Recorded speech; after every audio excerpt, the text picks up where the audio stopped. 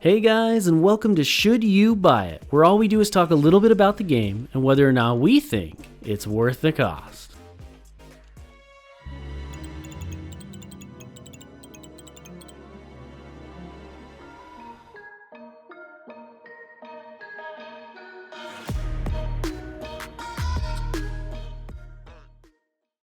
In this episode, we'll be playing Core Keeper, the co-op survival game where you and up to 7 friends can explore a large procedurally generated world as you go on an epic adventure. The first question that we always cover in these videos is what stage of development is the game in? And in this case, Core Keeper is currently in early access and available on PC for $13.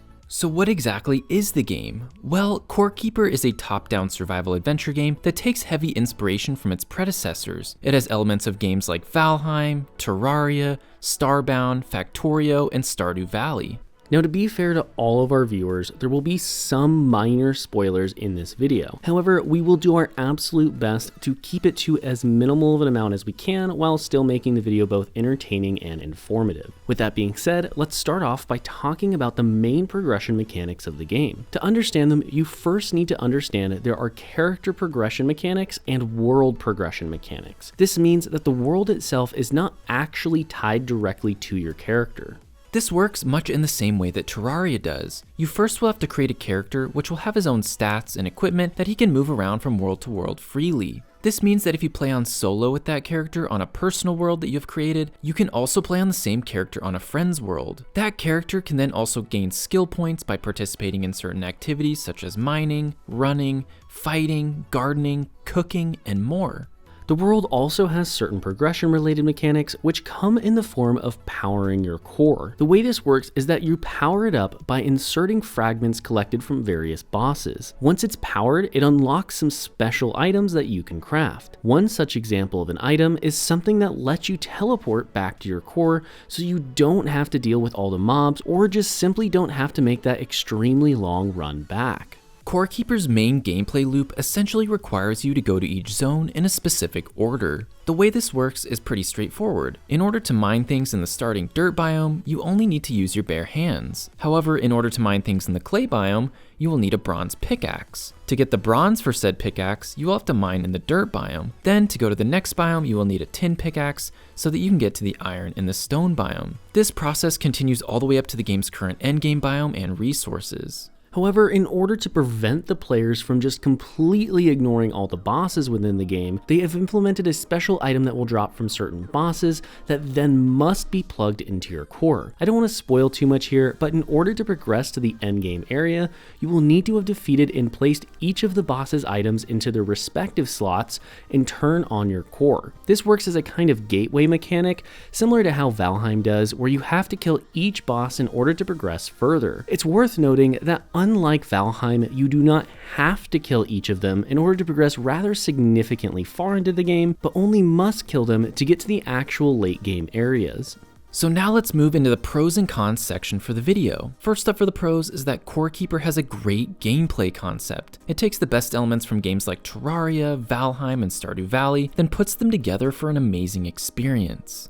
After that is that the skill tree is a great idea to implement and is done simply yet well. Your character gains skills as they do things in the world related to each skill itself.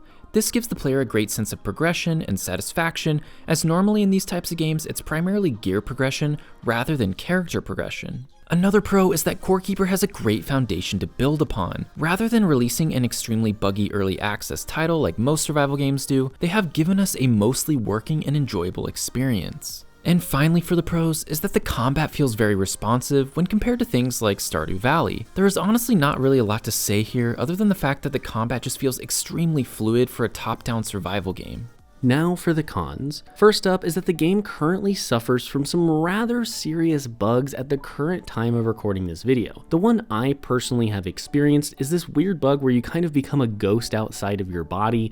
You can kind of see it happening here on the screen. It's really hard to describe what was going on, but after just simply logging out and logging back into my character, it did fix it. There are other bugs in the game, but this is just the one we happened to come across. Second is that there's not a whole ton of content in this game, at least least at this stage of development. Later down the road, I'm sure they will add many more bosses in, and I'm sure they will add many more zones and different gameplay mechanics, but at the current stage of the game, there just really isn't a whole lot to it. I think it took us about 12 hours or so, maybe 13 hours in total to actually get through the game while playing relatively efficiently and not getting too sidetracked with little things along the way. I think it would take your typical player somewhere around the 15-hour range if you're just kind of enjoying it and not trying to rush through too much in order to actually get to the game's current final boss area. So now here we are at the rating for the game, and when we rate games, we want to get 1 hour of enjoyment out of every $1 that we spend on the game. So for this game in particular, in Core Keeper, we would want to get roughly 13 hours of enjoyment out of the $13 that we spent. And after putting over 24 played hours into this game, we give it 9 out of 10 potatoes.